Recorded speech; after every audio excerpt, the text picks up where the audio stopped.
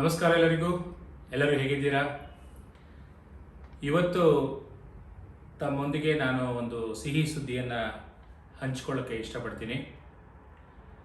ಕೆಲವು ತಿಂಗಳ ಹಿಂದೆ ಪದಾಂತರಂಗದ ವತಿಯಿಂದ ಕನ್ನಡ ಗುರುಕುಲ ಅನ್ನತಕ್ಕಂಥ ಒಂದು ಕಾರ್ಯಕ್ರಮದ ಪರಿಕಲ್ಪನೆಯನ್ನು ಮಾಡಿಕೊಂಡು ಒಂದು ಪೈಲಟ್ ಬ್ಯಾಚನ್ನು ರನ್ ಮಾಡಿದ್ವಿ.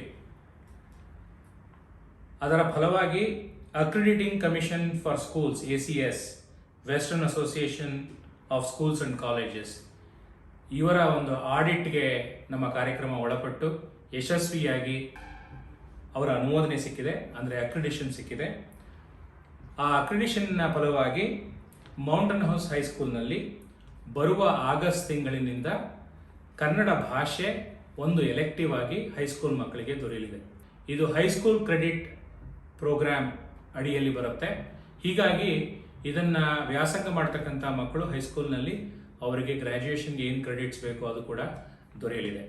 ಬಹಳ ಮುಖ್ಯವಾಗಿ ಹೇಳಬೇಕು ಅಂತಂದರೆ ಬೈಲಿಟ್ರಸಿ ಸರ್ಟಿಫಿಕೇಷನ್ನ ಯಾವ ಮಕ್ಕಳು ಟಾರ್ಗೆಟ್ ಮಾಡ್ತಿರ್ತಾರೋ ಅವರಿಗೆ 4 ವರ್ಷದ ಸಂಪೂರ್ಣ ಹಂತದ ಒಂದು ಕಲಿಕೆಯ ಕಾರ್ಯಕ್ರಮ ರೂಪುಗೊಂಡಿದೆ. ಇದರ ಬಗ್ಗೆ ನಾನು ಹೆಚ್ಚು ನಿಮಗೆ ಮುಂದಿನ ದಿನಗಳಲ್ಲಿ ತಿಳಿಸ್ತೀನಿ.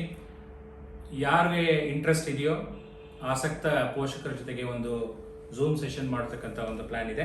ಸದ್ಯದಲ್ಲೇ ಮುಂದಿನ ವಿವರಗಳೊಂದಿಗೆ ನಾನು ನಿಮ್ಮ ಮುಂದೆ ಬರ್ತೀನಿ. ಅಲ್ಲಿ ತನಕ ನಮಸ್ಕಾರ.